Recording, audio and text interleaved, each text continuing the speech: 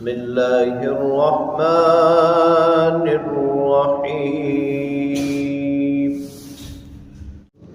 قال یا آدم انبئهم بأسمائهم فلما أنبأهم بأسمائهم قال ألم أقل لكم إني أعلم غيب السماوات والأرض وأعلم ما تبدون وما كنتم تكتمون وإذ قلنا للملائكة اسجدوا لآدم فسجدوا إلا إبليس أبى واستكبر وكان من الكافرين صدق الله وصدق رسوله النبي الكريم۔ سورہ بقرہ کی آیت نمبر 32 اور 33، آیت نمبر 33 اور 34 کی تلاوت آپ نے سماعت کی۔ ترجمہ سماعت فرمائیں۔ قال یا آدم انبئهم باسمائهم، اللہ تعالیٰ نے آدم علیہ السلام سے کہا کہ اے آدم ان چیزوں کے نام بتاؤ۔ فلما انبأهم باسمائهم، بس جب آدم علیہ السلام نے ان کے نام بتا دیے، قال الم اقل لکم، اللہ تعالیٰ نے فرشتوں سے کہا کہ کیا میں نے تم سے نہیں کہا تھا انی اعلم غیب السماوات والارض، آسمانوں اور زمین کی تمام پوشیدہ چیزوں کا میں جاننے والا ہوں، وَأَعْلَمُ مَا تُبْدُونَ وَمَا كُنْتُمْ تَكْتُمُونَ، جو تم ظاہر کرتے ہو، جو تم چھپاتے ہو، اس کو بھی میں جانتا ہوں۔ وَإِذْ قُلْنَا لِلْمَلَائِكَةِ اسْجُدُوا لِآدَمَ، اور جب ہم نے فرشتوں سے کہا کہ آدم کو سجدہ کرو، فَسَجَدُوا إِلَّا إِبْلِيسَ، ابلیس کے سوا سارے فرشتوں نے سجدہ کیا۔ ابا واستکبر، ابلیس نے انکار کیا اور تکبر کیا۔ وَكَانَ مِنَ الْكَافِرِينَ، اور وہ انکار کرنے والوں میں سے ہو گیا۔ پہلی آیت کریمہ تو گزشتہ مضمون کی تکمیل اور تتمہ ہے۔ جب اللہ رب العالمین نے انسان کو اپنا نائب بنانے کا اعلان فرمایا تو فرشتوں نے کہا کہ یا اللہ آپ اس مخلوق کو پیدا کر رہے ہیں جو زمین میں فساد کرے، خون خرابہ کرے۔ اللہ رب العالمین نے فرمایا کہ میں وہ جانتا ہوں جو تم نہیں جانتے۔ پھر آدم علیہ السلام کو اللہ تعالیٰ نے علم الاشیاء عطا کیا، اور اس کے بعد فرشتوں سے پہلے پوچھا کہ کیا تم ان چیزوں کے نام جانتے ہو، تو انہوں نے لا علمی کا اظہار کیا۔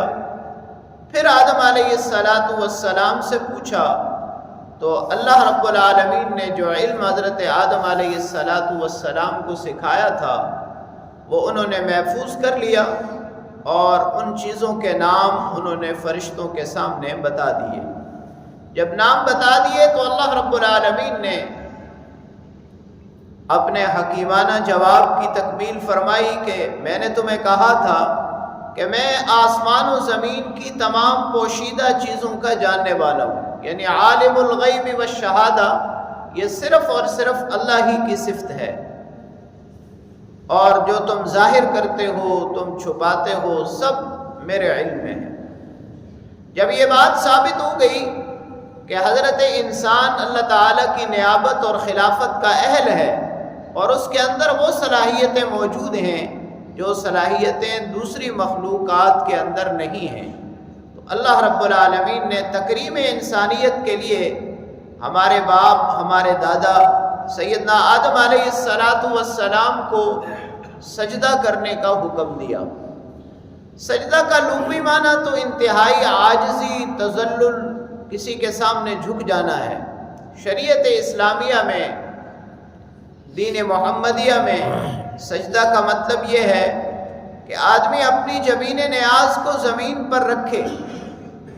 پھر سجدہ دو طرح کا ہے، ایک سجدہ عبادت ہے اور دوسرا سجدہ تعظیم ہے۔ ابتدائے انسانیت سے قیامت تک سجدہ عبادت تو اللہ کے سوا کسی کو جائز نہیں تھا اور نہ ہوگا۔ رہی بات سجدہ تعظیم کی، تو سجدہ تعظیم گزشتہ امتوں میں جائز تھا۔ بعض حضرات مفسرین کرام نے یہ لکھا ہے کہ جیسے سلام، آداب سلام میں آج ہم معانقہ کرتے ہیں، مصافحہ کرتے ہیں، اسی طرح کچھ شریعتوں میں انتہائی تعظیم کے لیے یہ سجدہ داخل تھا۔ قرآن کریم میں بھی اس کا ذکر موجود ہے۔ حضرت یوسف علیہ السلام نے خواب دیکھا تھا کہ 12 ستارے اور سورج چاند مجھے سجدہ کر رہے ہیں۔ اس کی تعبیر بھی پھر ہوئی کہ جب آپ کے بھائی مصر میں آئے تو سب نے، آپ تخت پر موجود تھے، سب نے آپ کو سجدہ تعظیمی کیا۔ لیکن شریعت محمدیہ میں سجدہ تعظیمی کو بھی ممنوع قرار دیا گیا ہے۔ اب نہ سجدہ عبادت تو پہلے بھی کسی کو نہیں تھا اللہ کے سوا، اب حضور علیہ السلام کے تشریف لانے کے بعد سجدہ تعظیمی بھی بدعت اور حرام ہے۔ اللہ تعالیٰ نے تمام فرشتوں کو یہ حکم دیا تو فرشتے تو بلا چوں چراں سجدے میں پڑ گئے، لیکن ابلیس نے انکار کیا۔ ابلیس کا اصل نام عزازیل تھا، یہ جنات میں سے تھا اور بڑا عالم تھا، اس کو اپنے علم پر بڑا غرور اور فخر تھا، اس لیے اس نے سجدے سے انکار کیا۔ قرآن کریم میں کئی مقامات پر اس مضمون کو بیان کیا گیا ہے۔ جب اللہ تعالیٰ نے پوچھا کہ تم نے ایسا کیوں کیا، تو اس نے کہا کہ خلقتنی من نار و خلقتہ من طین، کہ مجھے تو آگ سے پیدا کیا گیا ہے، اسے مٹی سے، میں اس سے اعلیٰ ہوں، لہٰذا اس کو سجدہ نہیں کرتا۔ انسانیت کی ابتدا میں یہ پہلا گناہ تھا، تکبر، بڑائی، اسی لیے اس کی آپ صلی اللہ علیہ وسلم نے قرآن کریم میں بھی شدید مذمت کی گئی ہے۔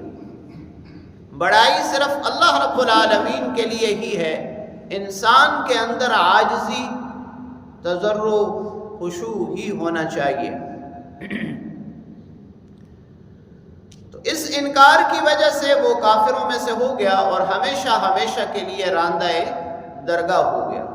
اللہ کریم سے دعا ہے اللہ تعالی کلام پاک کو پڑھنے، سمجھنے اور اس پر عمل کرنے کی توفیق نصیب فرمائے۔